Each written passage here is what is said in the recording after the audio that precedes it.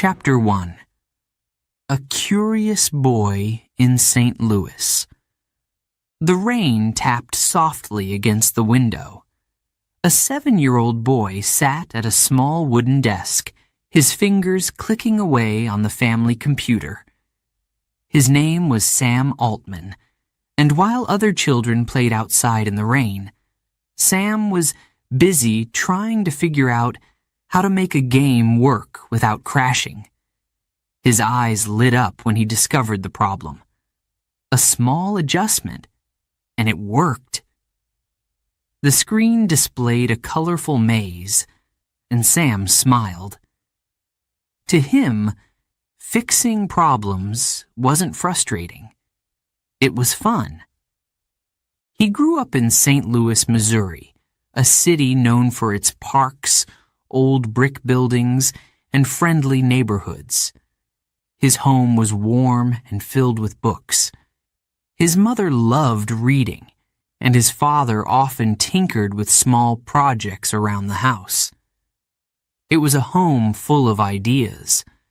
But even in such a comfortable place, Sam sometimes felt different. In school, he didn't always fit in. While other kids traded baseball cards, Sam would sit by himself, drawing diagrams of machines and robots.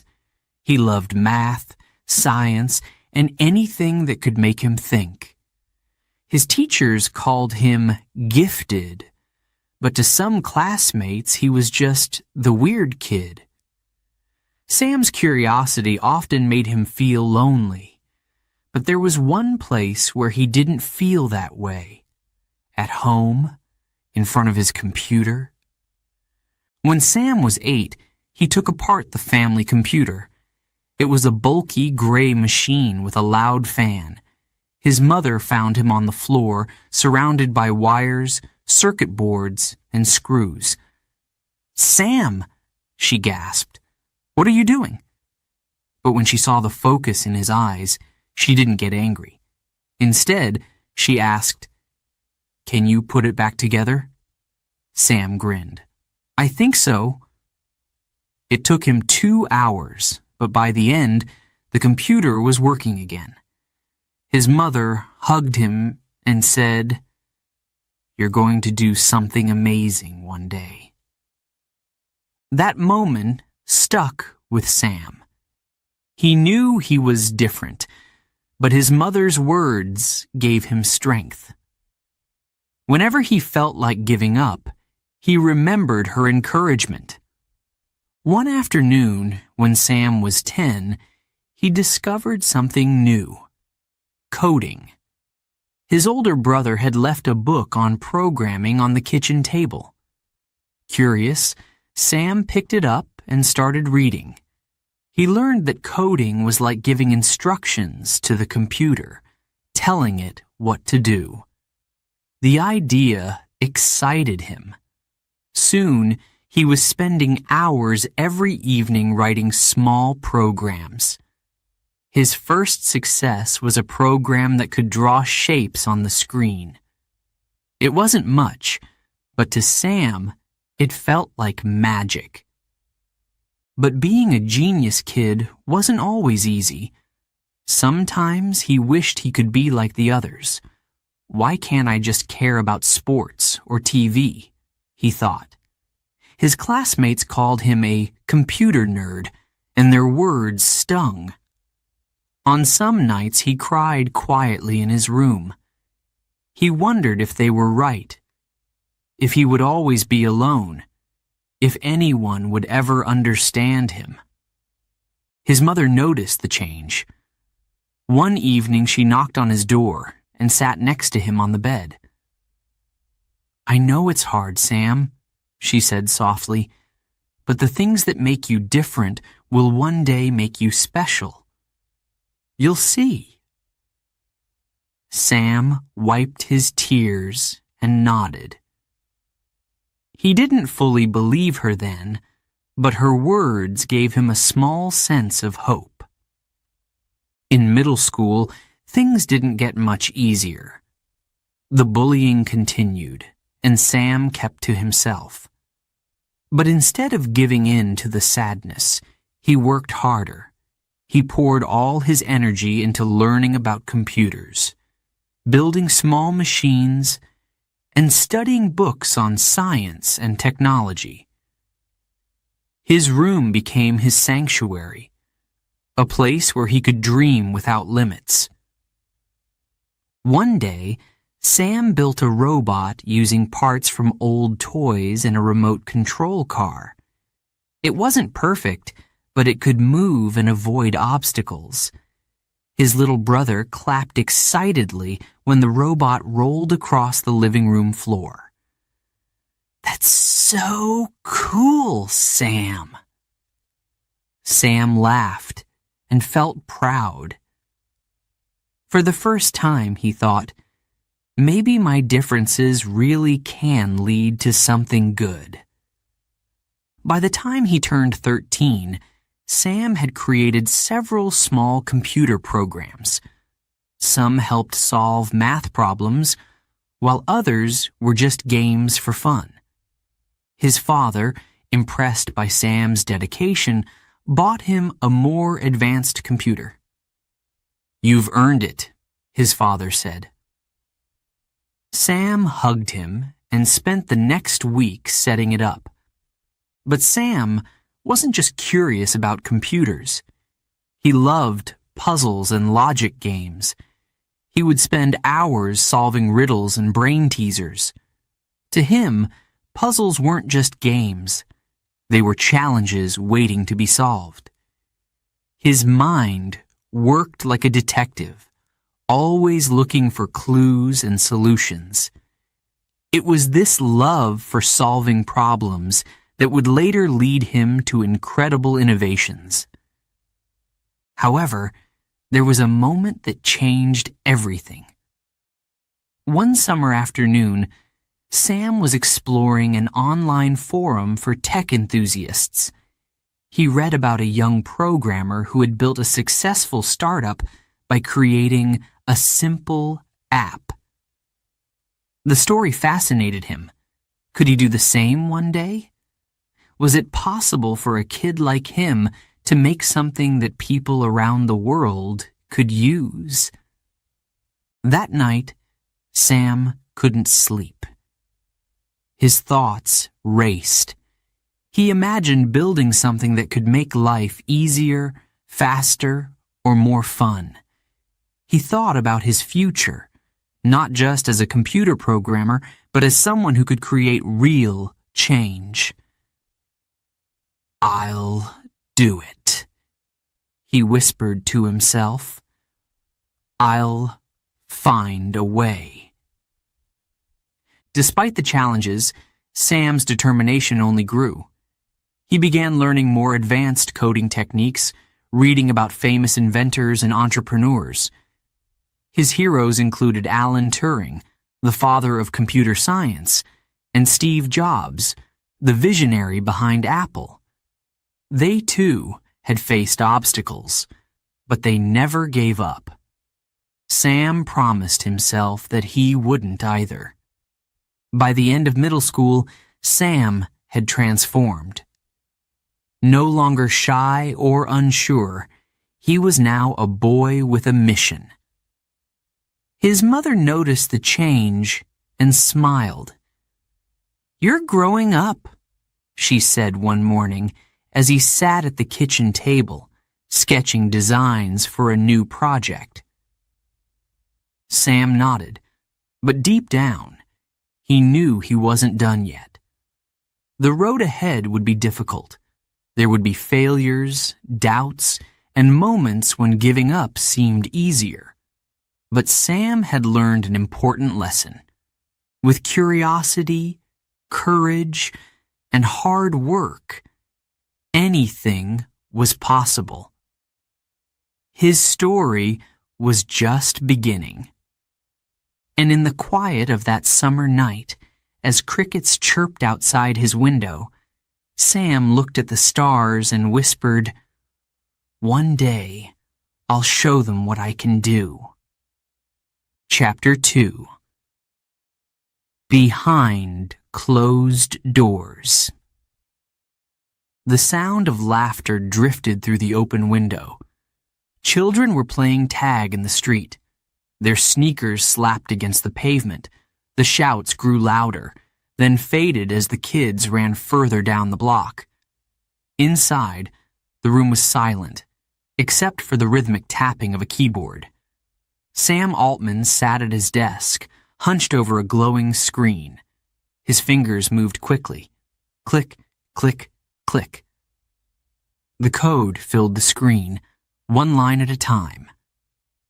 At 12 years old, Sam was already building programs most kids his age couldn't understand. But outside his room, no one knew. To them, he was just that quiet kid. He didn't talk much at school, except when answering questions in class. He wasn't interested in sports or video games like the other boys. Instead, he loved computers. While his classmates were outside after school, Sam was behind a closed door, solving problems only he could see. The computer wasn't just a machine to him. It was a puzzle, a friend, a place where his mind felt free. Every bug he fixed, every line of code that worked, felt like a small victory. He would smile when his programs ran smoothly, even if no one was there to see it. But life outside his room wasn't always so simple. In class, Sam was the kid who finished math problems before anyone else. He liked answering questions about science. The teachers liked him. But not everyone did. The other kids noticed he wasn't like them, and they didn't let him forget it. They teased him. "Nerd," they would whisper when he walked by. "Weirdo." He tried to ignore them, but their words stuck like glue. At lunch, Sam sat alone. He would pretend to be reading or working on homework, but really, he was thinking about code. The bullies couldn't reach him there. His imagination was a shield. He imagined a day when he wouldn't feel small. He imagined creating something that could change the world. He just had to survive first. One afternoon, after a particularly hard day at school, Sam came home, threw his backpack on the floor, and went straight to his room. He slammed the door behind him and sat on the bed, staring at the floor. His heart felt heavy. He hated feeling so alone. "Why am I like this?" he whispered. He wished he could be different, just for one day. He wished the kids at school could see his world, the world he was building behind that closed door. But giving up wasn't an option. After a few minutes, he got up, wiped his eyes, and sat at his desk. The familiar glow of the computer screen greeted him, and suddenly, the weight on his shoulders didn't feel as heavy. He opened a new file and started typing. At first, the letters came slowly, but soon his fingers moved faster. The sadness faded, replaced by focus. This was where he belonged. Here, he was strong. Sam's parents worried about him. "He spends too much time in his room," his father said one evening. "Maybe he needs a break." But his mother shook her head. "He's not like other kids. We have to let him grow in his own way." She understood Sam's passion. She saw how his eyes lit up whenever he talked about coding. She didn't want to take that away from him. One night, Sam's mother knocked on his door and peeked inside. "Can I come in?" she asked softly. Sam nodded without looking up from his screen. She sat on the edge of the bed and watched him work for a moment. The room was cluttered with wires, notebooks, and computer parts. She smiled.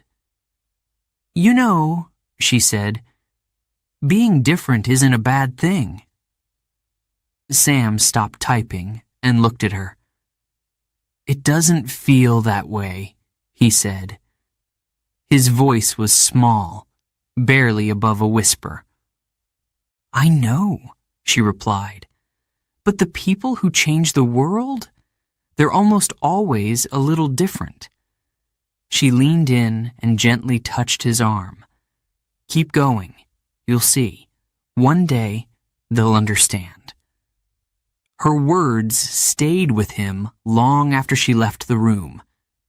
They became a quiet mantra, a promise he repeated to himself whenever the world outside felt too harsh.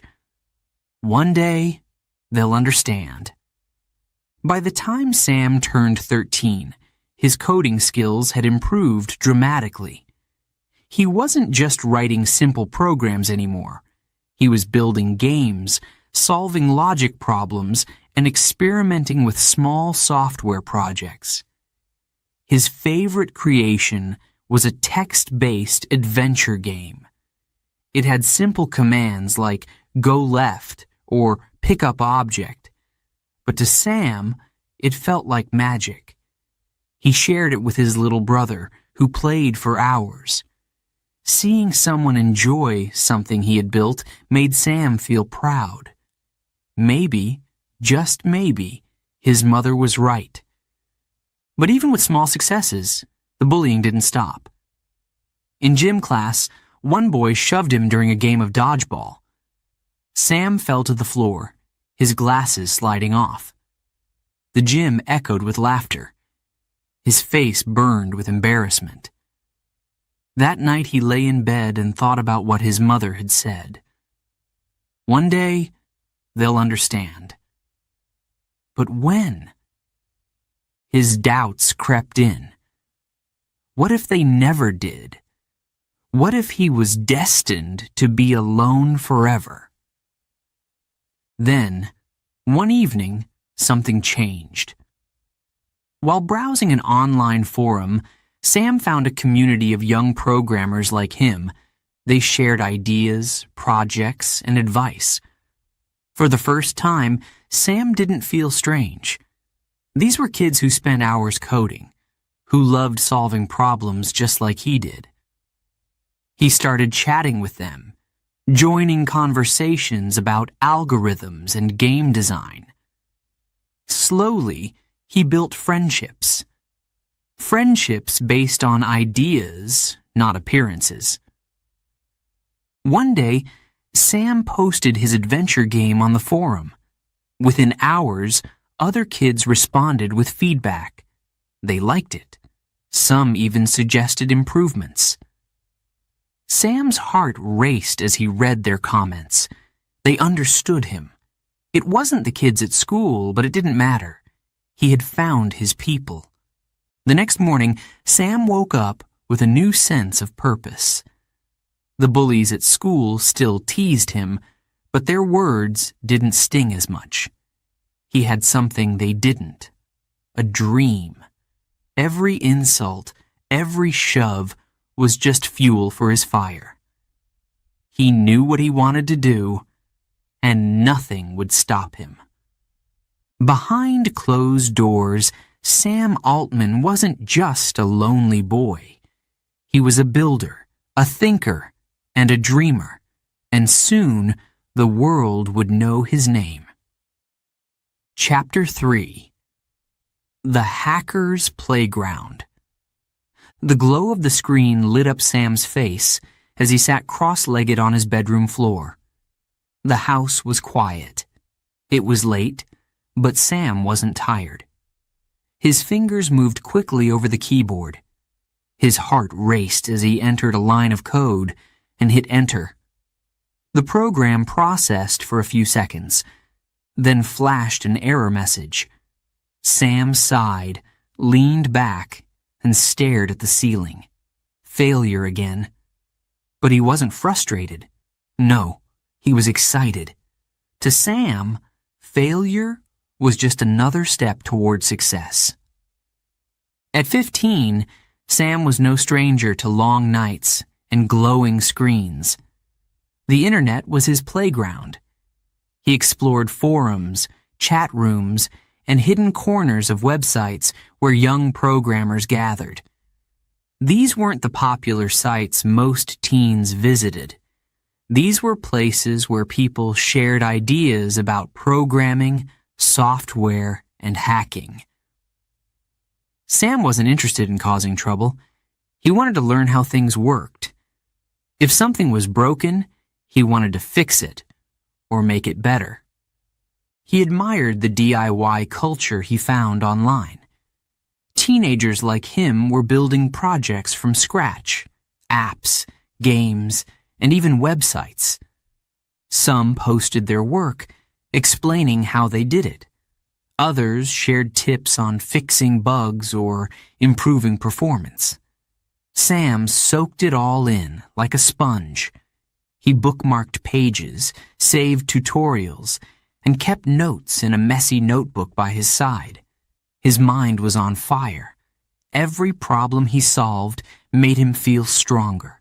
Every new skill brought him closer to his dream. But what was that dream exactly? At first, he wasn't sure. He knew he loved building things, but the future felt blurry. Then, one evening, everything changed. Sam was scrolling through a forum when he came across a post from a young programmer named Alex, who had just launched a mobile game. The game wasn't fancy. It was simple, with basic graphics and sound effects, but it had already been downloaded thousands of times. Sam read the post carefully. Alex explained how he had coded the game in his bedroom, using only free software. He had marketed it online, and now people around the world were playing it. Sam's breath caught. His fingers hovered over the keyboard as he read the final line of the post. Anyone can do this if they put in the work. You don't need permission. Just start. Sam leaned back in his chair and stared at the screen. His mind buzzed with possibilities. I could do this too, he thought. I could build something real. For the first time, his dream didn't feel blurry anymore.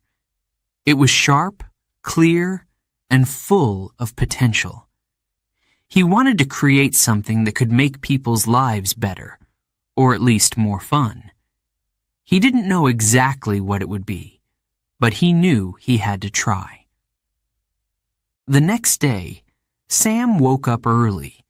The sun was barely rising, and his room was still dark. He reached for his laptop and opened a blank project file. He didn't have a specific plan, but he knew he wanted to build something. Anything. The ideas would come as he worked. He started with a simple task, creating a calculator program. Within an hour, he had it working. Then he added new features. The calculator could now solve complex equations and store results for later use. It wasn't groundbreaking, but it was a start. Over the next few months, Sam built small programs every chance he got. One of his favorites was a game similar to the classic Pong, where players bounced a ball back and forth using paddles. He added a twist. The ball changed speed and direction randomly, making the game more challenging. His younger brother tested it and laughed every time the ball sped up unexpectedly. "This is awesome," his brother said. Sam smiled, feeling proud. But not everything he tried was a success. One day, he attempted to create an app that could generate random story ideas.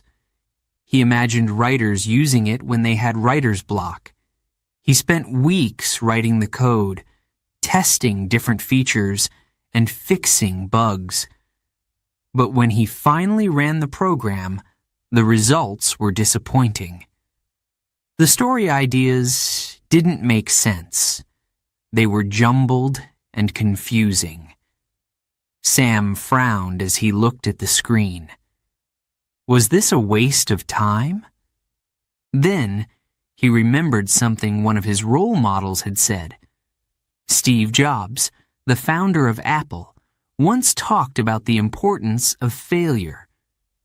Failure isn't the end, Jobs had said. It's part of the journey. Sam took a deep breath and closed the program. He would come back to it later. For now, he had other ideas to explore. His role models weren't just tech giants like Steve Jobs and Bill Gates.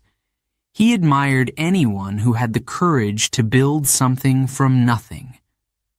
One of his favorite stories was about a teenage coder named Nick DeLoisio, who created an app called Sumly when he was just 15. The app summarized long articles into short, easy-to-read snippets. Nick had sold the app for millions of dollars. Sam wasn't interested in money, but the story inspired him. If a teenager could build something that changed the world, why couldn't he?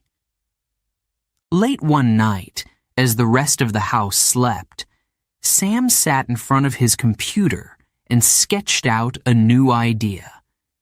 He wanted to create a program that could help students like him organize their homework and projects.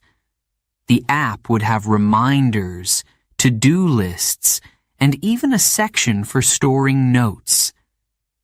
He called it Project Mate. Over the next few weeks, he worked on it every day after school. His code improved with each version, and soon the app was functional. It wasn't perfect, but it worked. Sam shared Project Mate with a few friends at school. They liked it. One friend, who always forgot to do his assignments, said the app helped him stay on track. For Sam, this was a major breakthrough. For the first time, something he had built was helping people. It wasn't just a fun side project, it had a purpose. By the end of high school, Sam had built several programs, some more successful than others. He had learned that not every project would be a hit. Some would fail, and that was okay. What mattered was the process, the building, the learning, the growing. He was no longer just a boy coding in his bedroom. He was a creator, a builder of ideas. The internet had been his playground, but now it felt like a launching pad. His mind was already thinking about the next step. College was on the horizon, but Sam wasn't sure if that was where his real education would happen. He had learned more behind his computer than he ever had in a classroom. One evening, as the sun set over St. Louis, Sam sat on his bed and thought about the future. His role models had shown him what was possible. His failures had taught him resilience.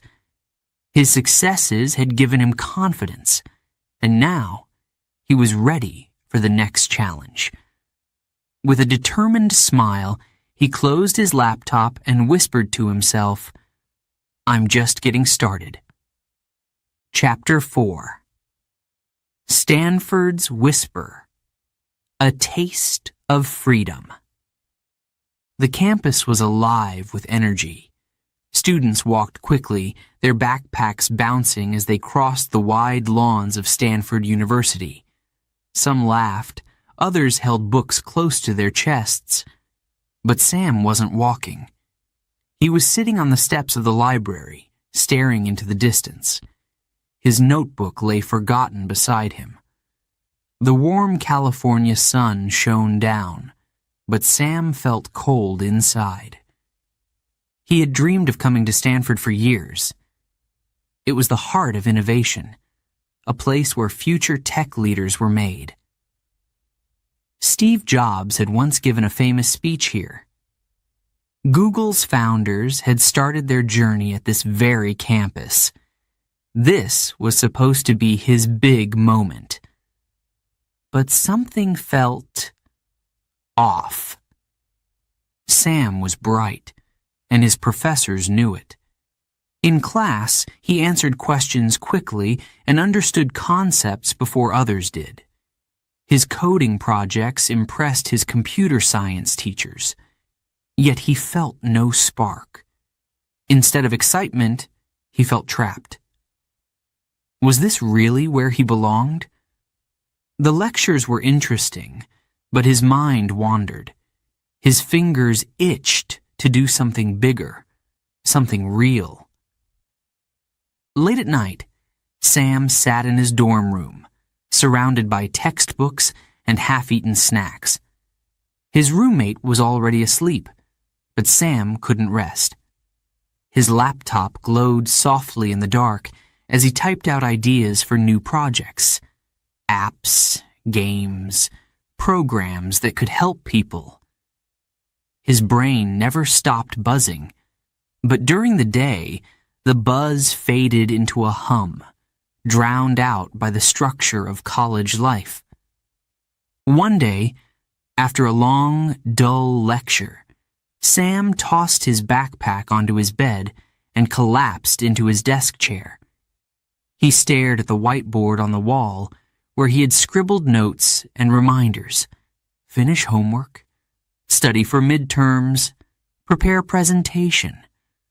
None of it excited him. His heart wasn't here. Then something happened that would change everything. That evening, he received a message from an old friend, someone he had met on a tech forum years ago. "Hey, Sam," the message read. "We're working on a startup idea. You should join us." Sam's eyes widened. A startup? His pulse quickened as he read the details. It was a small team, but they had big plans. They were building a mobile app for sharing real-time locations, like a digital map that showed where your friends were at any moment. It was risky, but it was exciting. Sam leaned back in his chair, biting his lip. He had always wanted to start something like this, but leaving college wasn't part of the plan. What if he failed? What if dropping out ruined everything? He couldn't stop thinking about it. His mind raced with questions. Would he regret it? Would his parents understand? The next day, Sam walked across campus, his thoughts swirling. He watched students rushing to class, laughing at jokes, and discussing homework. They all seemed so sure of what they were doing. But Sam wasn't sure of anything, except that something inside him was pulling him in a different direction. That night, he called his mother. She listened carefully as he explained his feelings. "I don't think college is right for me," Sam admitted, his voice shaking. "There's something else I want to do." There was a long pause. He expected her to argue, to tell him to stay and finish his degree. But instead, she surprised him. "I've always known you were different, Sam," she said softly, "and I know you'll do what's right for you." He felt tears well up in his eyes. She believed in him, even when he didn't fully believe in himself. The next morning, Sam made his decision. He walked into the dean's office and submitted the paperwork to drop out. His hands trembled as he signed the final form. This was it. No turning back. As he left the office, he felt a strange mix of fear and excitement. He had no idea what would happen next, but for the first time in months, he felt alive. Within days, Sam packed his things and moved into a small apartment with the startup team. It wasn't glamorous. The living room doubled as their office, and their meals mostly consisted of instant noodles and pizza. But Sam didn't care. He was exactly where he wanted to be. The buzz was back. His brain was on fire. The team worked late into the night, coding and brainstorming ideas. The app, which they called Looped, slowly came to life. Sam's role was critical. He helped design the software, fix bugs, and ensure that everything ran smoothly. It wasn't easy. Some nights, they encountered errors that seemed impossible to solve. Other nights, they ran out of funding and had to get creative. But through it all, Sam never gave up. One evening, after hours of debugging, the team finally got the app working. Sam watched as the screen displayed the real-time location of a teammate across town. His chest swelled with pride. It was working. They had built something real. The team cheered and high-fived each other, their laughter echoing through the tiny apartment. But success didn't come overnight. They had to pitch the app to investors, improve its features, and convince users to try it. There were moments of doubt when it felt like they were on the verge of failure. One investor even told them, "This idea will never take off." Sam walked out of that meeting with his head down, but deep inside, he knew they couldn't give up. His persistence paid off. A few months later, they secured their first major investment. The funding allowed them to expand the app and attract more users. Sam couldn't believe how far they had come. He had taken a risk, and it was starting to pay off. But it wasn't just about the money or the success. For Sam, it was about the freedom to create, to innovate, and to chase his dreams without limits. Dropping out of Stanford had been one of the hardest decisions of his life, but it was also the most important. Late one night, as Sam sat on the apartment balcony, he thought about the journey ahead. Looped was just the beginning. He had so many ideas, so many dreams waiting to be explored. The stars sparkled above him, and he smiled. This was only the first chapter of his story, and Sam was ready to write the rest. Chapter 5. Looped. The first startup. The apartment was small. Wires snaked across the floor, and empty coffee cups crowded the desk. The smell of pizza filled the air. Sam sat hunched over his laptop, typing furiously. The screen glowed, lines of code running like streams of thought. His fingers moved fast, but his mind moved faster.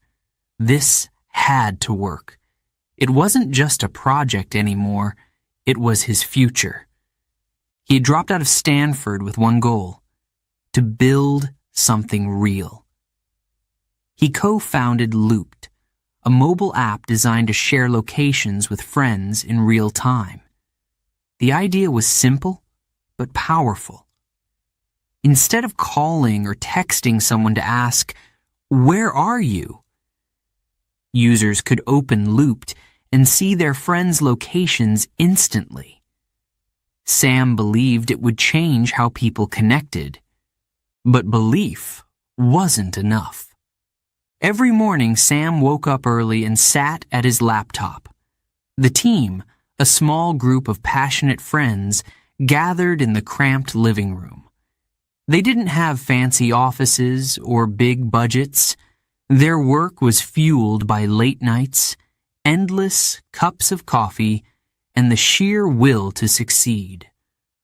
All or nothing, they told themselves. We have to give it everything. There were no weekends, no holidays, and no time to relax. The lines between day and night blurred. One night, Sam fell asleep at his desk, his head resting on his keyboard. When he woke up, the screen was filled with random letters from where his forehead had pressed the keys. He laughed softly, rubbed his eyes, and kept working. But as much as Sam loved building, he couldn't do it alone. They needed money. Without funding, Looped wouldn't survive. Investors were their only hope. The team prepared their first big pitch. Sam rehearsed in front of the mirror, practicing his words, adjusting his tone. He had to make them believe in Looped the way he did. The day of the meeting arrived.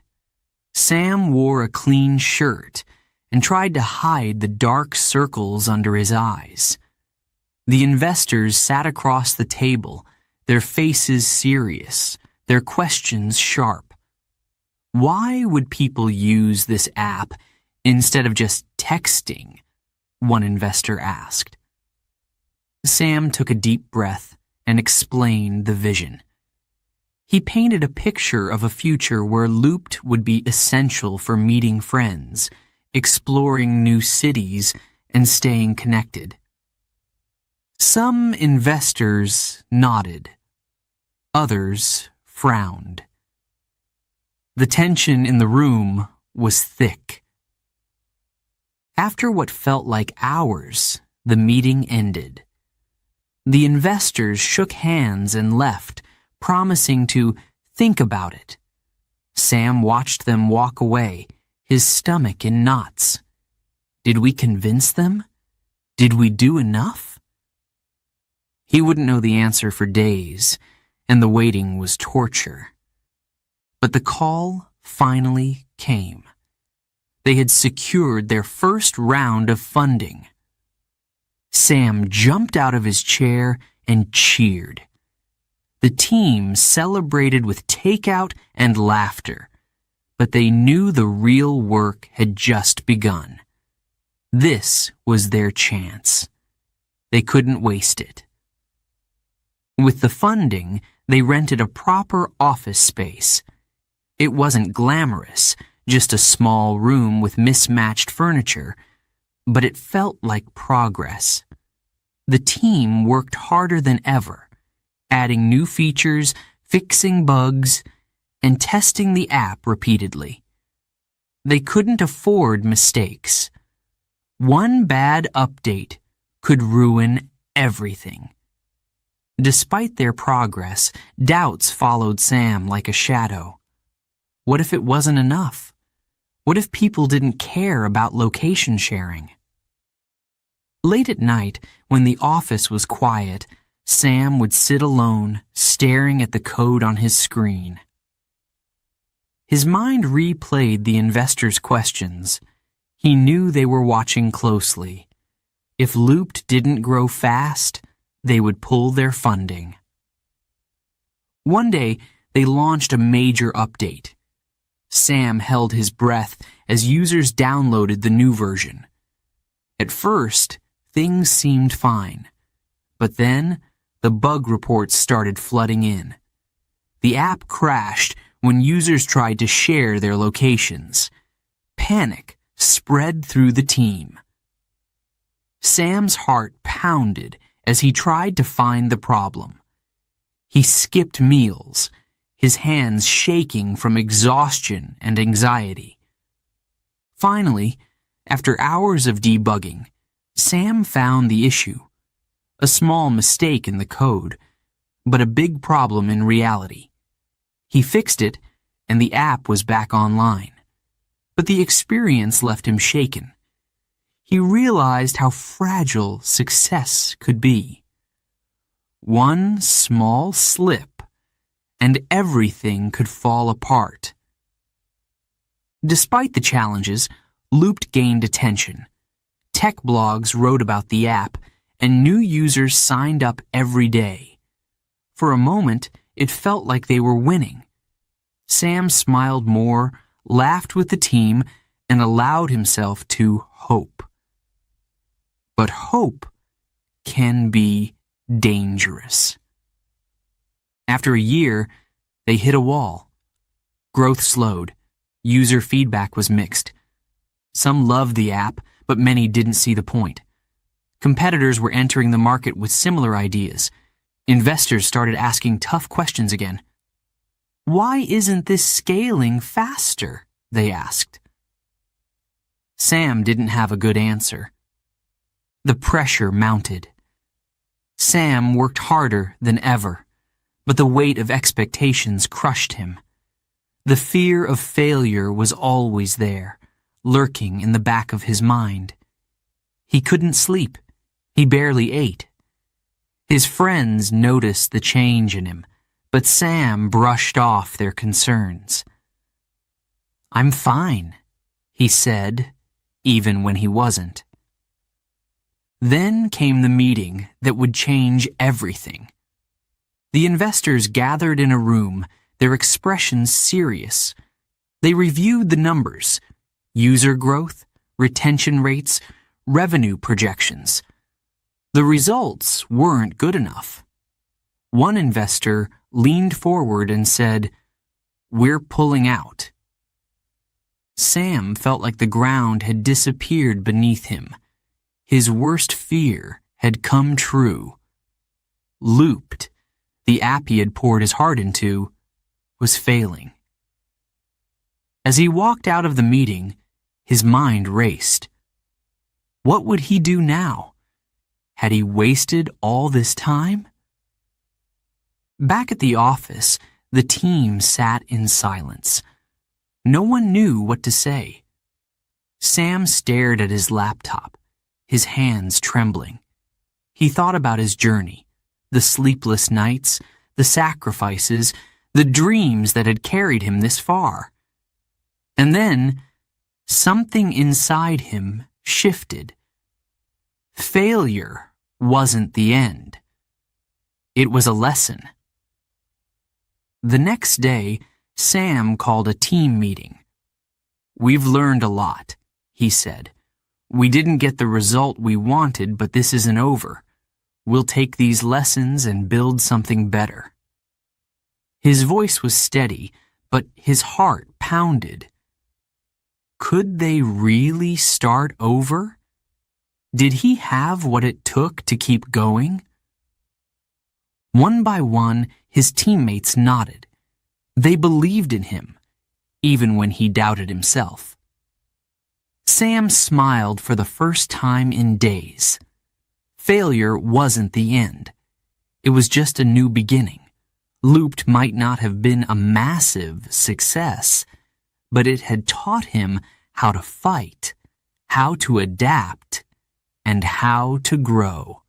That night, Sam sat on the floor of his apartment, surrounded by notebooks and sketches. His mind buzzed with new ideas. He didn't know what the future held, but he knew one thing for sure. He wasn't done yet.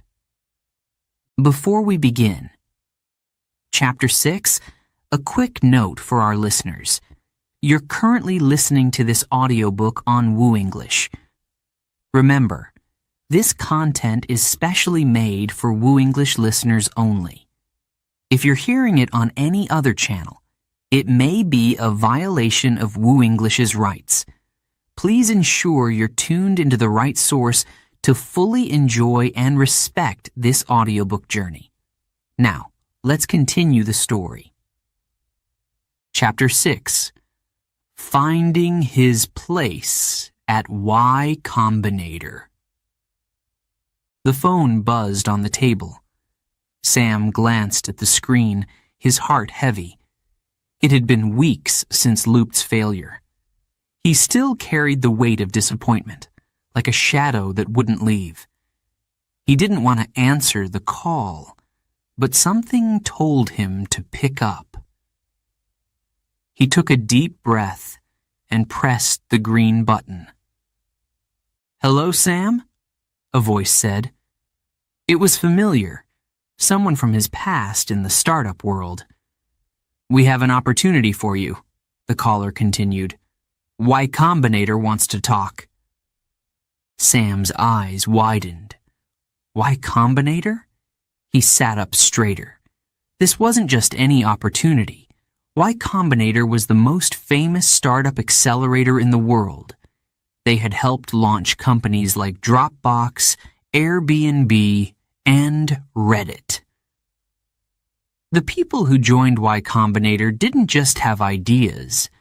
They had dreams that changed industries. The meeting was arranged quickly. Sam flew to Silicon Valley, the birthplace of tech giants and bold ideas. The air buzzed with energy, as though something exciting was always about to happen. As he walked into the Y Combinator office, his palms were sweaty. What would they ask him? Was he ready for this after Loop's failure? The meeting room was simple but professional. A few leaders from Y Combinator sat around a long table, their faces kind but serious. They didn't see Sam as a failure. They saw potential. One of them smiled and said, "We're in the business of dreams, Sam. And we think you can help others build theirs." They offered him a role as a partner, someone who would mentor and guide new startup founders. But Sam wanted more. He wanted to lead, to shape the future of Y Combinator. The leaders liked his ambition. Soon after, he was promoted to president, the youngest person ever to hold the position. His new job wasn't just about himself. It was about helping others succeed even when they doubted themselves, just like he once had. Sam's first weeks as president were a whirlwind. Every day he met with young founders who had big ideas but didn't know where to start. Some were nervous, others were overconfident. But Sam knew how they felt. He had been in their shoes. He listened carefully as they pitched their ideas. "Why should people care about this?" he often asked. "How will it change the world?" Some founders had brilliant answers. Others hesitated, unsure. When they struggled, Sam didn't criticize them. Instead, he shared his own story. He talked about Looped, the mistakes he made, and the lessons he learned. Failure, he told them, wasn't the end. It was a stepping stone. One day, a young founder named Alex entered the meeting room, looking pale and exhausted. He sat across from Sam and rubbed his eyes. "I don't think this is going to work," Alex said. His voice cracked. He explained that his app had launched with bugs and users were abandoning it. He was thinking of giving up. Sam leaned forward and smiled gently. "I know exactly how you feel," he said. "But trust me, this isn't the end." He gave Alex practical advice, suggesting changes to the app's features and marketing strategy. More importantly, he reminded Alex to believe in himself. "The people who succeed," Sam said, "are the ones who keep going, even when things get hard." Alex walked out of that meeting with hope in his heart. Sam's schedule was intense, but he thrived under pressure.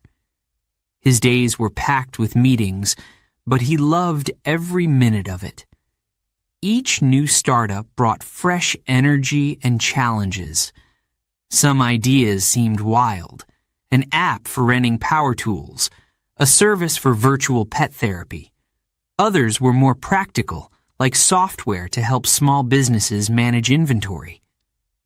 No matter how strange or simple the idea, Sam treated each one with care. Late at night, when the office was quiet, Sam would sit by himself, reflecting on the day's meetings. He thought about the founders who had walked through those doors, carrying dreams as fragile as glass.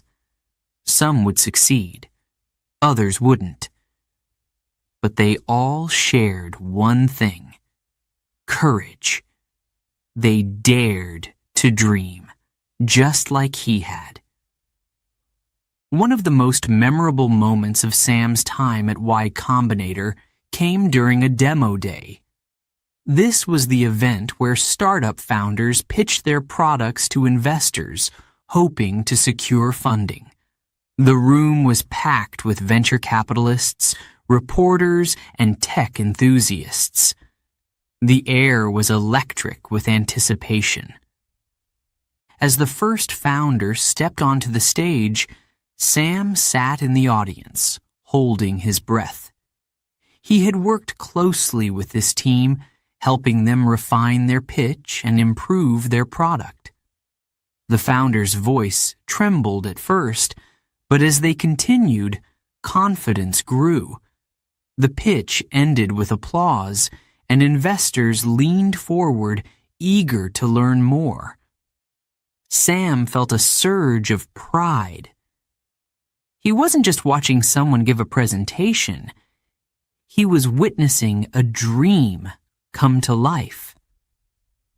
Not every story was a success, though. Some startups failed to gain traction. When that happened, Sam didn't see it as a defeat. He saw it as a chance to learn. He encouraged founders to analyze what went wrong and try again. "You'll have more ideas," he told them. "The important thing is to keep moving forward." One evening, after a long day, Sam sat by the window of his office, watching the sunset over the Silicon Valley skyline. The view was peaceful, but his mind was still racing. Y Combinator had grown rapidly under his leadership. New programs were being introduced, and the number of startups they supported had doubled. But Sam wasn't content to sit back and watch. There was still so much more to do. He picked up his phone and called one of the founders he had mentored earlier that year. The startup had struggled, but Sam had kept in touch to offer guidance. "How are things going?" he asked. The founder laughed and said, "We just signed our first big client." Sam smiled. Moments like this made the long hours worth it. Sam's time at Y Combinator wasn't just about helping others. It was a period of growth for him, too. He learned how to lead with empathy, how to balance risk and reward, and how to inspire people to believe in themselves. His role wasn't to give founders all the answers. It was to help them find their own. As the months turned into years, Sam's reputation as a mentor and leader grew. He wasn't just the young president of Y Combinator. He was someone who understood the highs and lows of building a dream.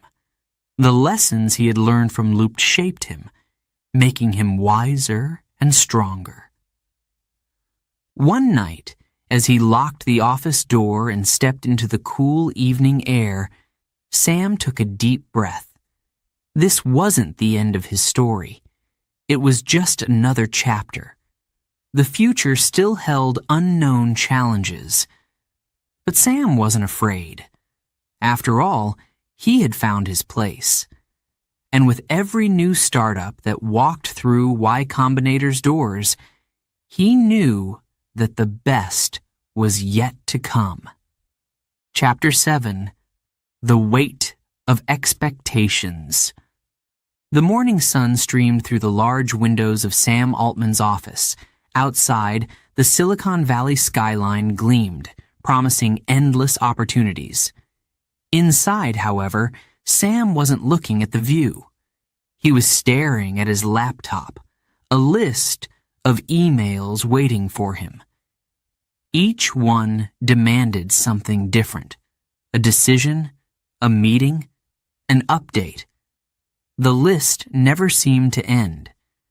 Success had brought him here, but it also brought something else: pressure. At first, leading Y Combinator felt like a dream come true. Sam loved the fast pace, the creativity, and the energy of new ideas. Every day, founders came to him with their dreams. Some ideas were wild, others practical, but all of them held potential. He thrived on their enthusiasm. But as Y Combinator grew, so did the demands. Sam wasn't just guiding one or two startups anymore. He was responsible for dozens at a time. Each founder looked to him for advice. Investors called him to ask about progress. The media praised him as a tech visionary, and industry leaders expected him to deliver results. The weight of it all pressed down on him, heavier each day. One evening, long after the office had emptied, Sam sat alone, his head resting in his hands. The hum of the air conditioner was the only sound. He hadn't eaten since lunch, and his stomach growled. But food was the last thing on his mind. His phone buzzed with notifications, but he ignored it. For the first time in a long while, he felt trapped. He thought back to the day he became president of Y Combinator. The excitement, the ambition, it had felt like anything was possible. But now, doubts crept into his mind like shadows. Was he really capable of leading so many people? What if he made a mistake that ruined someone's dream? What if Y Combinator's success slowed under his watch? The pressure didn't just come from the outside. It came from within. Sam was his own toughest critic. No matter how much he achieved, he always pushed himself harder. If a startup failed, he blamed himself.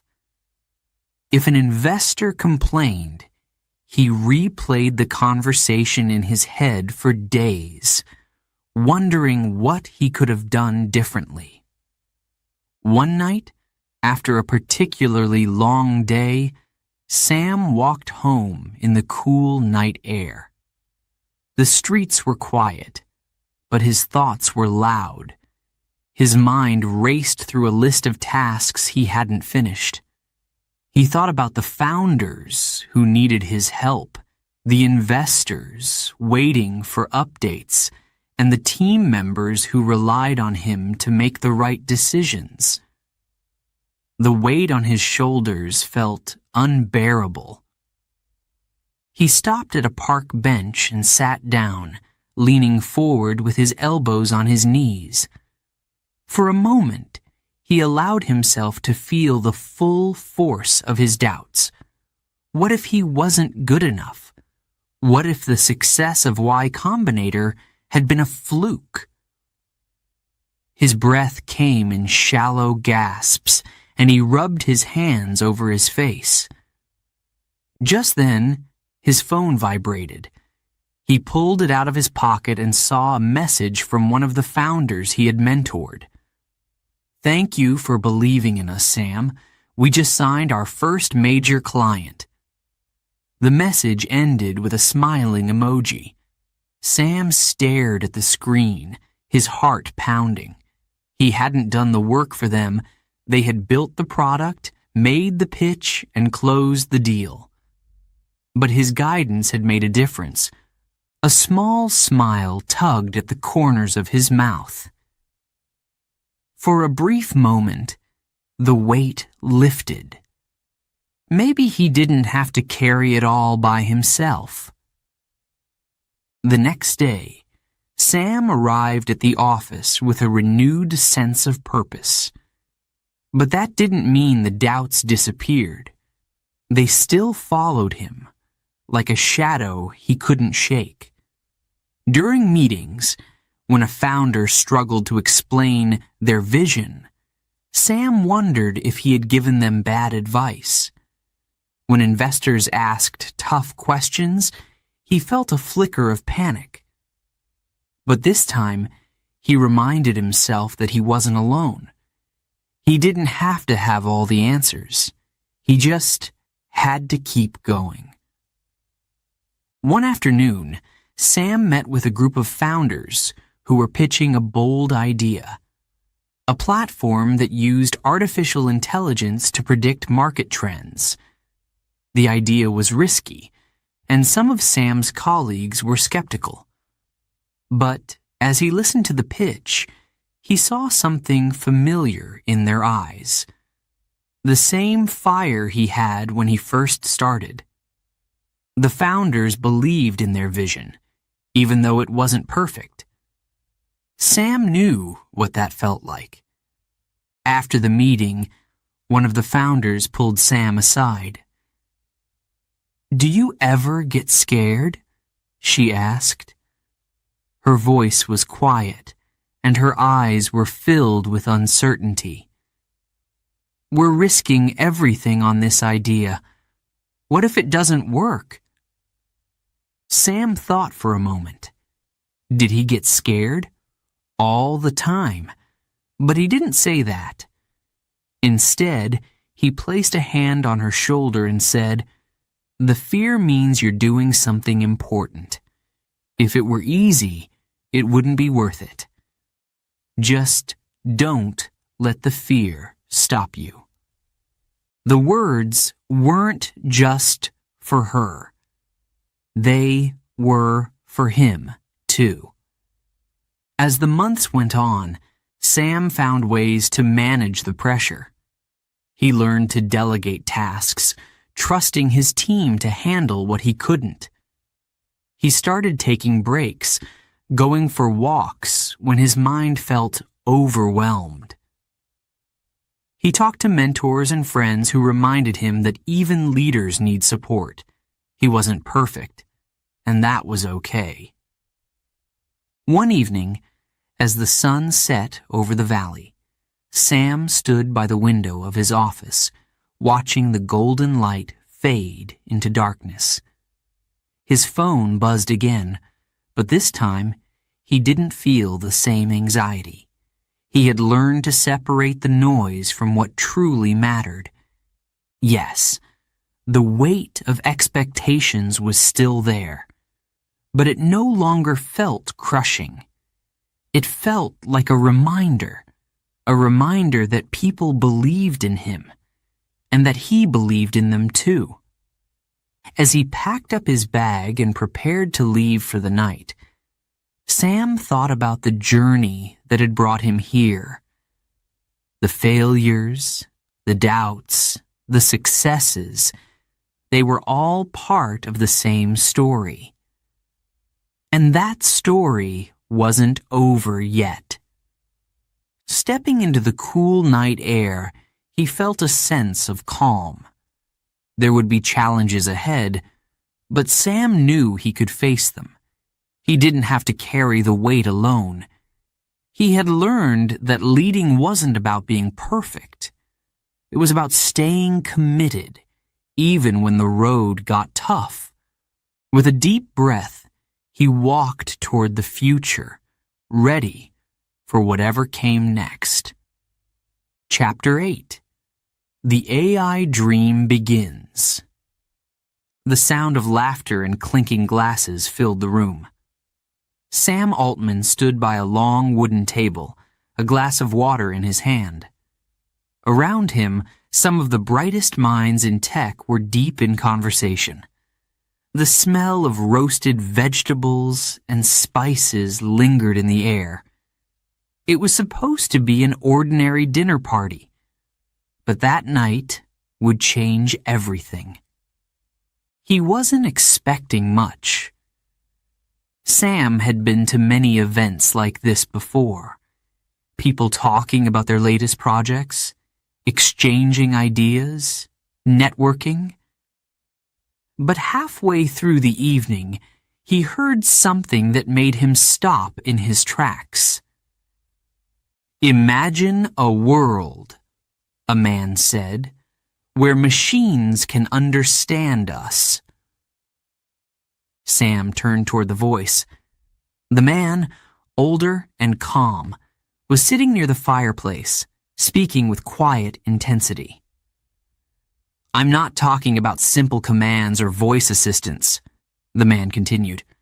"I'm talking about true artificial intelligence.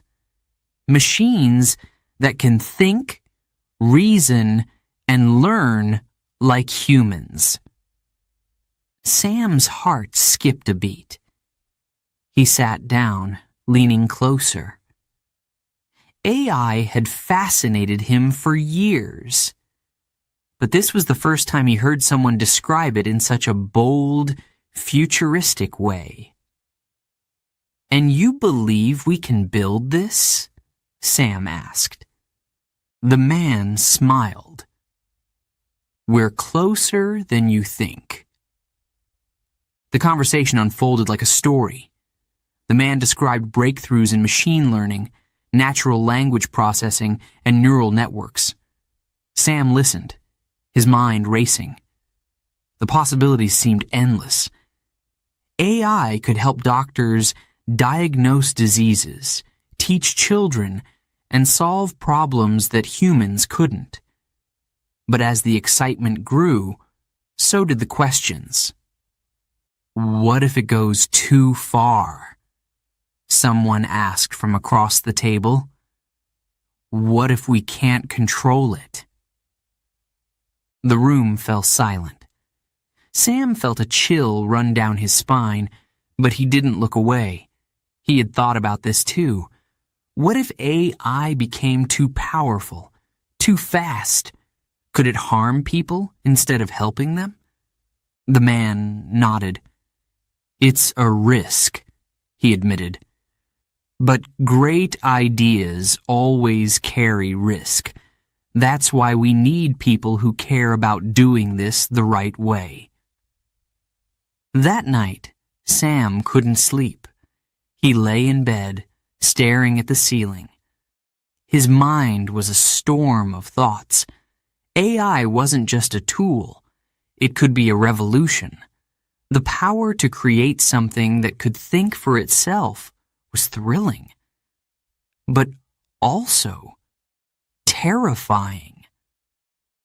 Could humans control something so powerful? The question lingered in his mind, but instead of scaring him, it motivated him. The next morning, Sam sat at his desk, flipping through a notebook. He scribbled down thoughts, sketches, and ideas. He had no concrete plan yet, but he knew one thing. He had to be part of this. The world of artificial intelligence wasn't just calling to him, it was pulling him in. Within weeks, he was meeting with researchers, engineers, and entrepreneurs who shared his vision. Some were cautious, others optimistic. Together, they discussed the future of AI and how it could benefit humanity. One meeting in particular stood out. Sam met with a young engineer who had created an AI model that could translate languages almost perfectly. Sam watched in awe as the program translated entire paragraphs in real time. It was proof that AI wasn't a distant dream. It was already happening. But as the excitement grew, so did the challenges. Building AI systems wasn't easy. The technology required massive amounts of data and computing power. And beyond the technical hurdles, there were moral questions. What should AI be allowed to do? How do you make sure it doesn't harm people or create inequality? Sam knew they couldn't rush. If AI was going to change the world, they had to do it responsibly. One evening, he sat with a small group of researchers at a coffee shop. The air smelled of roasted beans and fresh pastries. They debated the ethics of AI late into the night. "We need rules," one researcher said. "We can't just build this without limits." Sam agreed. "But we also can't be afraid to take risks," he added. "If we wait too long, someone else might create it without the right safeguards."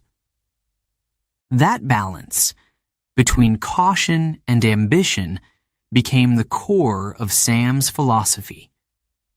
He believed that AI could be a force for good if the right people were in charge. But if it fell into the wrong hands, the consequences could be devastating. After months of research, conversations, and planning, Sam helped co-found OpenAI. Their mission was clear: to build powerful AI that would benefit all of humanity, not just a select few. It was a bold promise. But Sam believed in it with all his heart. They weren't just building technology. They were shaping the future. OpenAI started small with a tight-knit team of experts who worked around the clock. Their office wasn't fancy, but it didn't need to be. The real work happened on their computers, where lines of code slowly came together to create something extraordinary. Every milestone, no matter how small, felt like a victory. The first time an AI system successfully completed a complex task, the team cheered, but they didn't celebrate for long. There was always more work to do. Late at night, after most of the team had gone home, Sam would stay behind. He would walk through the empty office, the hum of computers filling the silence. Sometimes he would sit by the window, watching the city lights flicker in the distance. He thought about the risks they were taking, the pressure they faced, but he also thought about the possibilities. AI could help solve problems that had existed for generations: poverty, disease, climate change. It could give people more time to be creative, to spend with family, to live fuller lives. But there were setbacks too. Not every experiment worked. Some projects failed completely, wasting weeks of work. The pressure mounted as investors and the public watched their every move. Is this worth it? Sam asked himself during one particularly difficult night. He was tired, overwhelmed, and unsure. But the next morning, he remembered why he had started. AI wasn't just about success or failure. It was about the journey. Even the failures taught them something new. Slowly, they were building something that could change the world. As OpenAI grew, so did Sam's sense of responsibility. He wasn't just building technology, he was helping decide its role in society. The risks were real, but he didn't back down. In fact, the risks made him even more determined. "We can't leave this to chance," he told his team. "We have to do it right." One evening, as the team celebrated another breakthrough, Sam stood quietly in the corner, watching them laugh and share stories. The mission was bigger than any of them, but together they were making it happen. The journey was far from over, but Sam knew one thing for sure. This dream, this challenge, was worth every risk. Chapter 9. Founding OpenAI. The room was quiet, except for the soft hum of a nearby air conditioner. Sam Altman sat at the large wooden table, surrounded by some of the brightest minds in technology. The whiteboard behind him was covered in sketches, equations, and bold ideas. This wasn't just another meeting. It was the beginning of something that could change the world. He looked around the table. The faces were familiar: engineers, entrepreneurs, scientists, people who had built some of the most successful companies in Silicon Valley. But this project wasn't about making money. It was about creating something bigger. AI wasn't just another tool. It could be a revolution. But revolutions needed direction. Sam leaned forward, his hands resting on the table. "Let's build something incredible together," he said. His voice was calm but firm. "Let's make AI that helps everyone, not just a few powerful companies." The room fell silent. Then, one by one, they nodded. Open. AI was born. The mission was clear: develop safe, advanced AI and ensure its benefits were shared widely. But the path ahead wasn't simple. As soon as they began, challenges emerged like cracks in the road. They needed funding, lots of it. AI research required powerful computers, skilled engineers, and time. Sam knew they couldn't rely on small investments. They needed partners who believed in their vision. He met with investors, explaining the importance of OpenAI's mission. "This isn't just about building technology," he told them. "It's about building a future we can trust." Some investors were hesitant. They worried about the risks and the competition. But others saw Sam's passion and believed in him. Slowly, the funding trickled in. With money secured, the team got to work. They rented a modest office with plain walls and desks cluttered with wires and notebooks. The air often smelled of coffee and takeout. It wasn't glamorous, but that didn't matter. What mattered was the work. The long hours spent writing code, testing algorithms, and discussing theories. Every morning, the team gathered for short meetings. They discussed progress and problems, sometimes arguing over the best solutions. Disagreements weren't a sign of failure. They were a sign of progress. Sam encouraged open conversations. He believed that the best ideas came from collaboration, not from one person giving orders. But not all problems were technical. One day, During a meeting about AI ethics, a debate broke out. How do we make sure this doesn't fall into the wrong hands? A researcher asked, his voice tense. What if someone uses it to create harmful technology? Sam didn't have an easy answer. No one did. They discussed safeguards, monitoring systems, and regulations. We can't control everything, Sam admitted. But we can set a good example. If we build this responsibly, others might follow. The team agreed, but the weight of that responsibility was always there. In quiet moments, Sam felt it pressing down on him, like a stone he couldn't lift. What if they made a mistake? What if their AI caused more harm than good? But instead of letting the fear paralyze him, he used it to fuel his determination. The first breakthrough came after months of trial and error. The team had been working on a natural language processing model, a program that could understand and generate human-like text.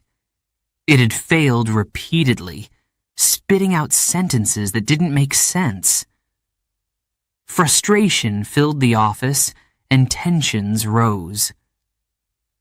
One night, Sam stayed late, staring at the lines of code on his screen. His eyes burned from lack of sleep, but he didn't stop. Failure was just a step toward success, he reminded himself. Finally, just before midnight, the program worked. The sentences were clear, coherent, and surprisingly human-like. He jumped out of his chair and called a team member over. "Look at this," Sam said, pointing at the screen. The team member's eyes widened. Within minutes, others gathered around, their exhaustion replaced by excitement. They had done it. But success didn't mean the challenges were over. As I gained attention, critics voiced their concerns. Some feared that AI could take jobs, spread misinformation, or even become dangerous.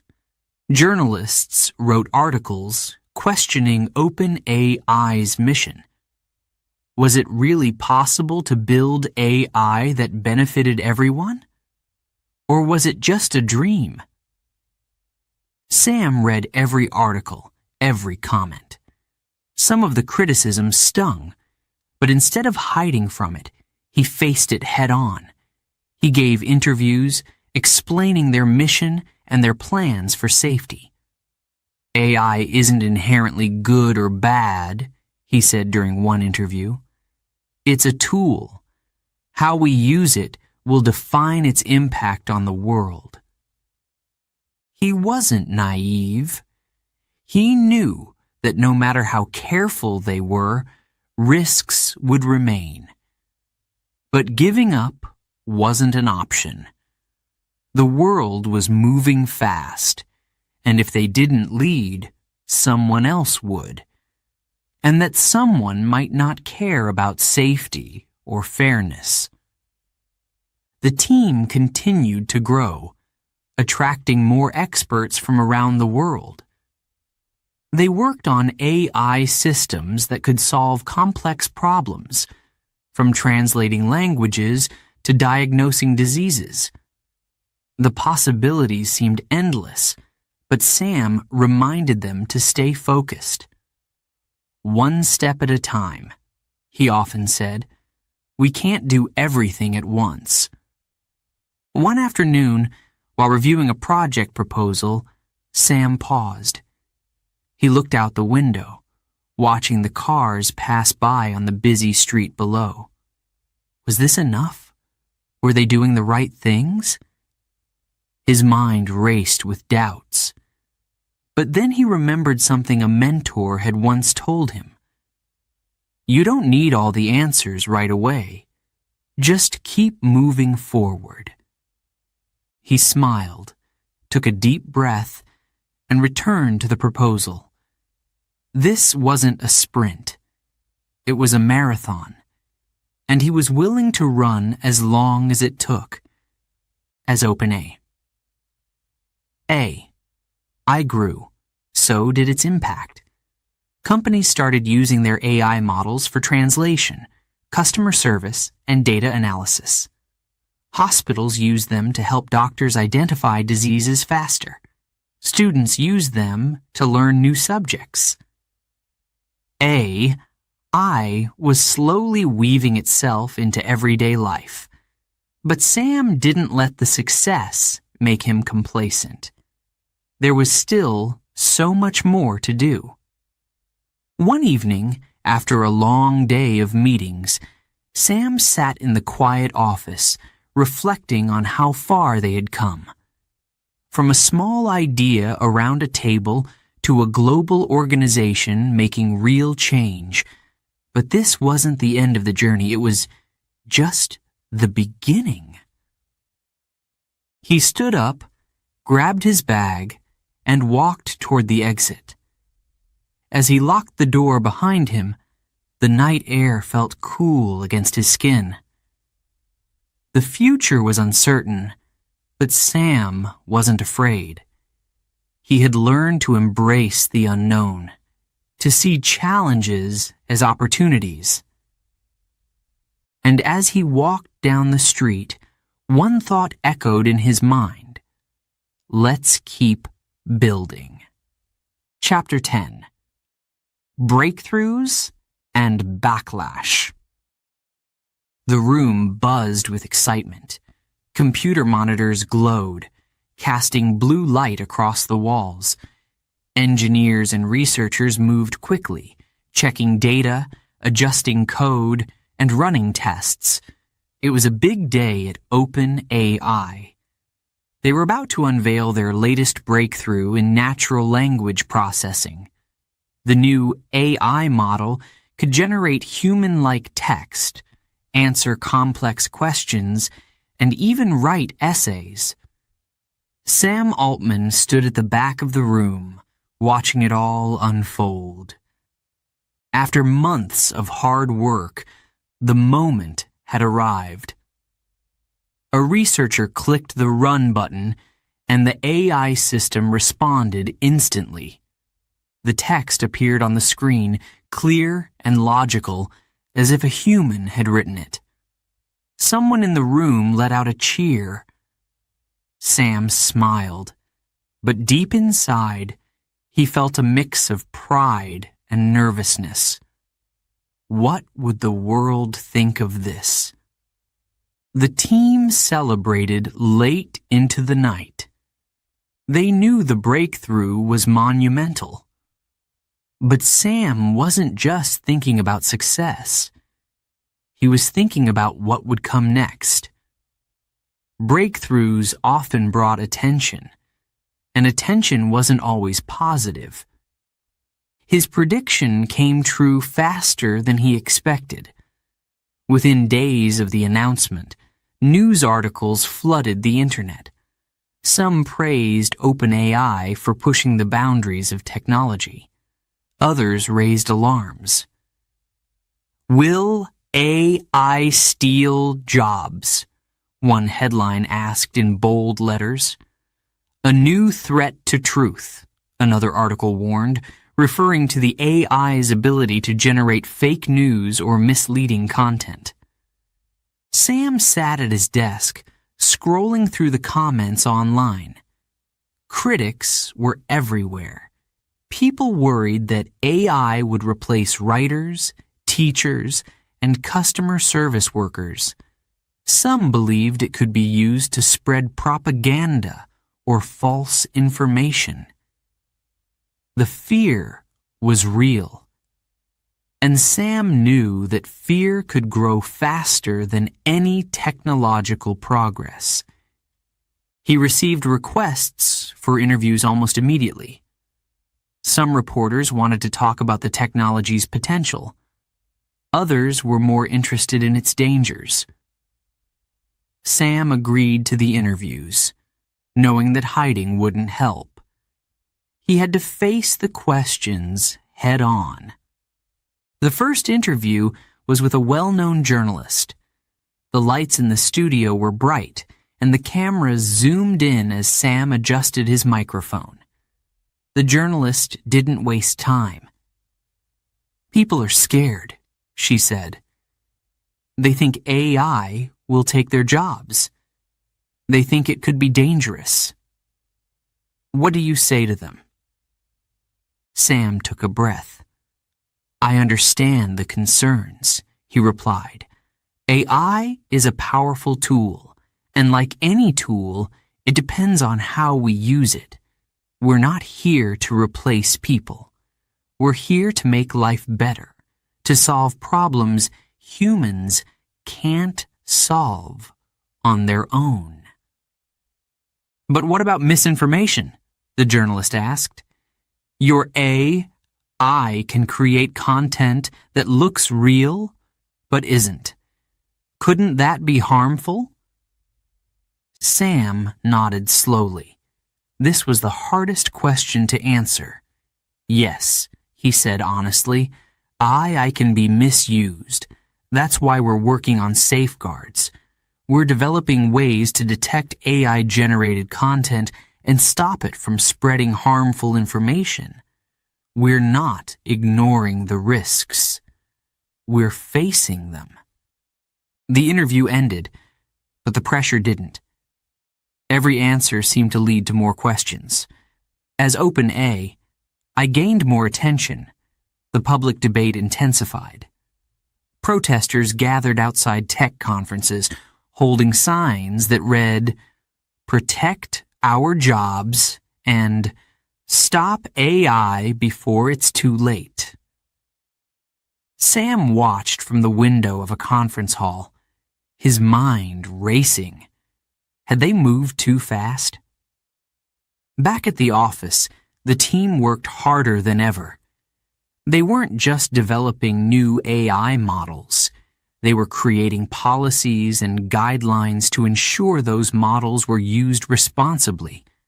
They consulted experts in ethics, law, and education. "We can't just think about what's possible," Sam told his team. "We have to think about what's right." One day, a researcher showed him a report predicting that certain jobs could become obsolete because of AI automation. Sam's stomach tightened as he read it. He knew automation was inevitable, but he didn't want to see people lose their livelihoods. Could OpenAI create new opportunities to balance the jobs it displaced? He thought about this constantly. That evening, Sam attended a town hall meeting to discuss AI's impact on the community. The room was packed. People of all ages sat in rows, waiting to hear what he had to say. Sam walked to the front, holding a microphone. He could feel the weight of their expectations pressing down on him. "AI isn't just about technology," Sam began. "It's about people. It's about how we work, live, and interact with each other. I know many of you are worried. You're afraid AI will change things in ways we can't control. I won't pretend to have all the answers, but I promise you this. We're working to make sure AI helps, not hurts." A man in the audience stood up. "What about my job?" he asked. "I've been a translator for 20 years. Now AI can do it faster. What am I supposed to do?" Sam paused. He didn't want to give an empty answer. "AI will change some jobs," he admitted. "But it will also create new ones, jobs we haven't even imagined yet. What we need to do is prepare for that change. We're working with educators, businesses, and policymakers to ensure people like you have opportunities to learn new skills. The man nodded, but Sam could see the uncertainty in his eyes.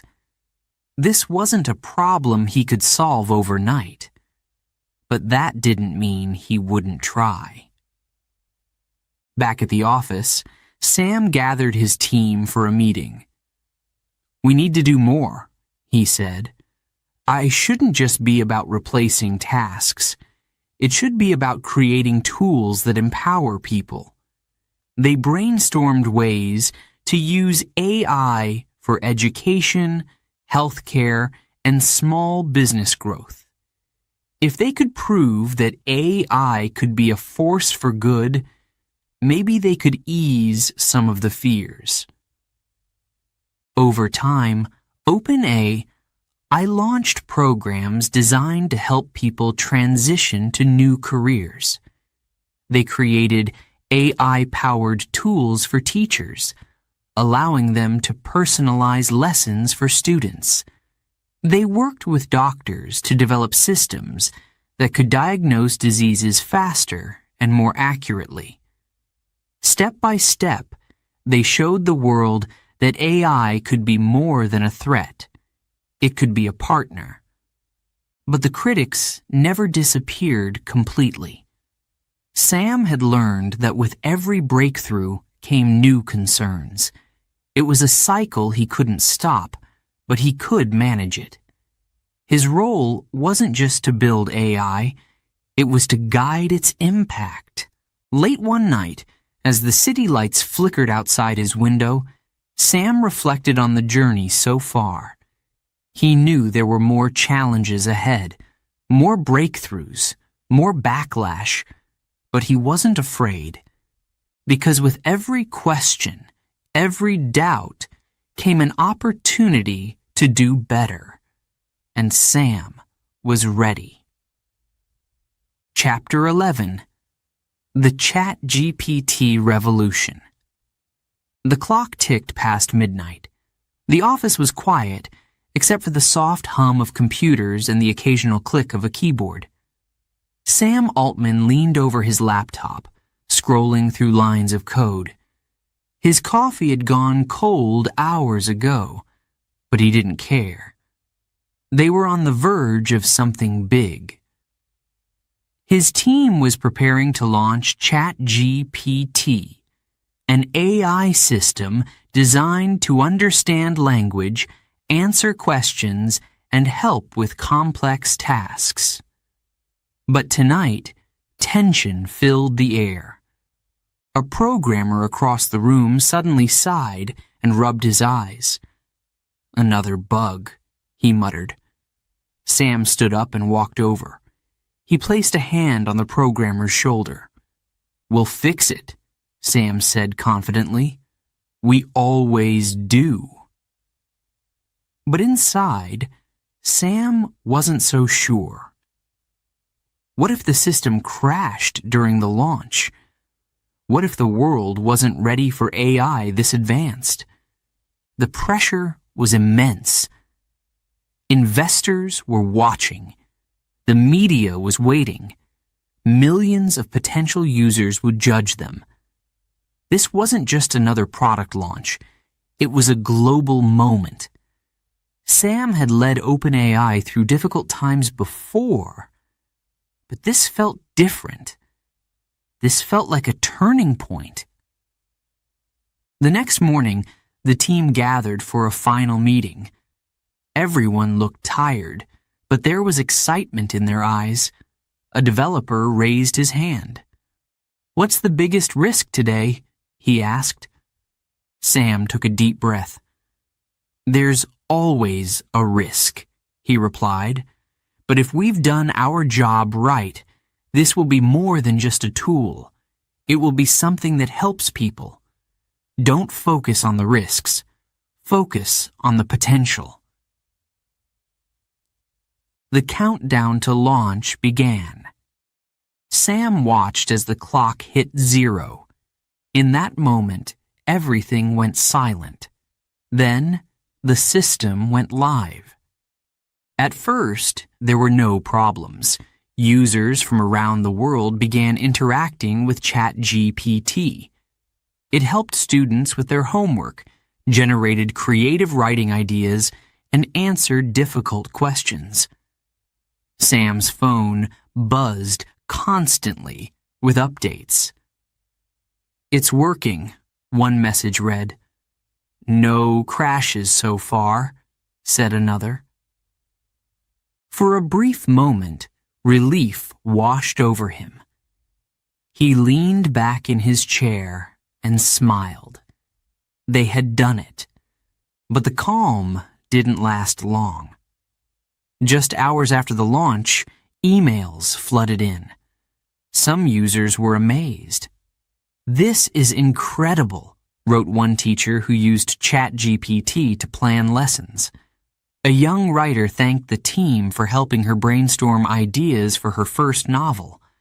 For many, ChatGPT was a dream come true. But not everyone was impressed. Critics voiced their concerns on social media. "This AI is too powerful," one post read. "What if students use it to cheat? What if it spreads false information?" Sam had expected this reaction, but the intensity of it surprised him. News outlets began publishing articles. Some called ChatGPT a marvel. Others called it a monster. Sam couldn't look away from the headlines. "AI can write your homework, but is that a good thing?" The end of original thought. OpenAI's latest tool raises ethical concerns. That night, Sam sat in his office, reading through the feedback. His head throbbed from lack of sleep. A part of him wanted to shut off his computer and escape the noise, but he knew he couldn't. ChatGPT wasn't just an experiment anymore. It was part of the real world. And the real world didn't come with easy answers. The next morning, the team gathered again. Sam stood at the front of the room, his arms crossed. "We need to address this feedback," he said. "Some concerns are valid. We can't ignore them." They brainstormed solutions. They discussed updates that could help detect misuse and prevent the spread of false information. It wasn't perfect, but it was a start. Sam reminded them that innovation often caused fear. "When the car was invented, people said it was dangerous," he said. "When the internet became popular, people said it would ruin society. Every breakthrough comes with backlash. We just have to stay focused." But as the days passed, the criticism didn't go away. Sam appeared on talk shows and podcasts, answering tough questions. "Isn't ChatGPT making people lazy?" one host asked. "No," Sam replied firmly. "It's making them more efficient. It's a tool, like a calculator. It helps people solve problems faster, but it's up to humans to use it responsibly." Still, doubts lingered. Late one night, Sam sat alone, staring out the window. The city lights twinkled like stars, but his mind was racing. What if they had created something they couldn't control? He thought about the students who might rely too much on ChatGPT, the writers who might stop creating their own stories. Was the world better with ChatGPT, or had they made a mistake? The next day, his team shared new data. Millions of users were logging in daily. Some used ChatGPT to learn new skills. Others used it to write emails or draft business plans. Sam smiled as he read a story about a small business owner who had used ChatGPT to create marketing ideas and boost her sales. These were the stories that mattered.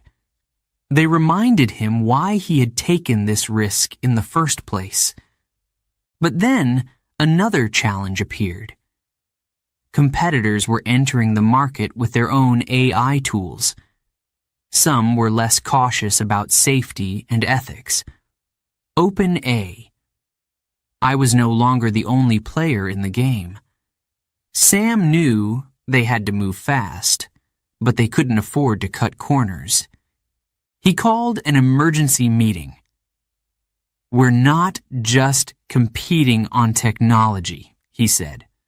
"We're competing on trust. People need to know they can trust us. That's what will set us apart." The team doubled down on improving ChatGPT. They added features to help users fact-check information and built tools to detect misuse. But Sam also knew that AI's future wasn't just about technology. It was about education. He began working with schools, teaching students how to use AI responsibly. Months later, Sam received an email from a teacher. She explained how ChatGPT had helped her students improve their writing skills. "At first, I was worried they'd stop thinking for themselves," she wrote. "But instead, it's inspired them. They're more creative than ever." Sam read the email twice, a smile spreading across his face. This was the impact he had hoped for. ChatGPT wasn't perfect, but it had potential to help, to inspire, and to change lives. As the sun set that evening, Sam sat on a bench outside the office. The cool breeze brushed against his skin, and for the first time in days, he felt at peace. They had faced the fears, the criticism, and the doubts, and they had come out stronger. ChatGPT had revolutionized how people worked, learned, and created. The journey wasn't over, but Sam knew they were on the right path. This was only the beginning. As he stood up and walked into the night, one thought echoed in his mind. We've only just started to unlock the potential of AI. Chapter 12. Beyond the Horizon. What's next? The wind whispered softly through the trees as Sam Altman walked along the quiet path near his home. The evening sky was painted with shades of orange and purple. Birds chirped their final songs of the day. Sam smiled to himself, breathing in the cool air. He often walked here when he needed to think, and today there was a lot on his mind. The last few years had been a whirlwind. He had seen success, failure, doubt, and triumph. From building Looped to leading Y Combinator, from founding OpenAI to launching ChatGPT, every step had shaped him. But this moment wasn't about looking back. It was about looking forward. The world had changed rapidly, and Sam knew it would keep changing. I wasn't just a concept anymore. It was part of everyday life. People used it to write essays, solve problems, and even compose music. But the more powerful AI became, the more responsibility they had to guide its development. Sam understood this better than anyone. He paused by a bench and sat down, running his fingers along the wooden armrest. In his heart, he still felt like that curious kid from St. Louis, taking apart the family computer and wondering how things worked. Back then, the world seemed full of mysteries. Today, it felt full of possibilities. He leaned forward, resting his elbows on his knees. The future isn't just what we build, it's how we build it, he thought. This had become his mantra, a guiding principle for every decision he made. AI could solve big problems: climate change, disease, hunger, but only if they built it right. A memory surfaced in his mind. He was 12, sitting alone in his bedroom, typing furiously on an old computer. Back then, failure didn't scare him. Every bug in his code was just a puzzle waiting to be solved. But now, failure felt different. If they got this wrong, the consequences could be enormous. Would AI make the world better, or would it deepen existing problems? Sam shook off the thought. He knew that fear was normal, but it couldn't control him. They had already made progress.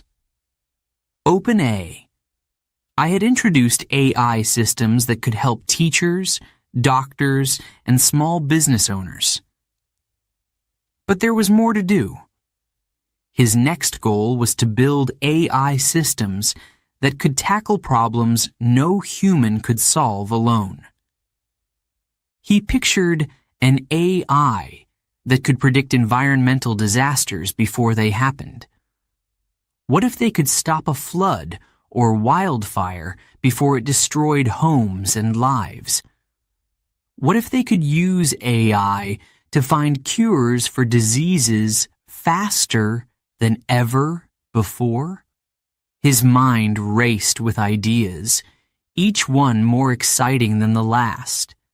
But ambition wasn't enough. Sam knew that safety had to come first. Smarter AI is only good if it's also safer, he often said during meetings. They had to build systems that wouldn't harm people or be misused. That's why they were investing heavily in research to understand the risks. What happens when AI becomes too powerful? Could humans lose control of it? These questions kept him awake at night. He stood up from the bench and started walking again. His footsteps were slow, deliberate. The sound of gravel crunching beneath his shoes was the only noise around him. The world felt calm, but his mind was anything but. He was already planning his next big project, an AI model that could help scientists analyze massive amounts of data, uncovering patterns humans might miss. But AI wasn't just about solving global issues. It could also bring joy and creativity. He dreamed of AI that could collaborate with artists, invent new forms of music, and create digital paintings that moved people to tears. Why should AI only be seen as a tool for work and productivity? It could inspire, entertain, and bring beauty into people's lives. As he reached the end of the path, his phone buzzed in his pocket. He checked the screen. A message from one of his team members. The prototype for the new AI assistant is ready for testing, the message read. Sam smiled. This was what he loved most, seeing ideas come to life. He replied quickly, "Great job. I'll be there first thing tomorrow." He slipped the phone back into his pocket and continued walking. Collaboration had always been his secret weapon. He wasn't afraid to admit when he didn't have all the answers. His team was full of brilliant minds, and together they made each other stronger. Sam often told them, "The best solutions come when we work together." But even with a great team, leadership wasn't easy. There were moments of doubt, times when he wondered if he was pushing them too hard or aiming too high. He remembered one particularly tough day when a project had failed, costing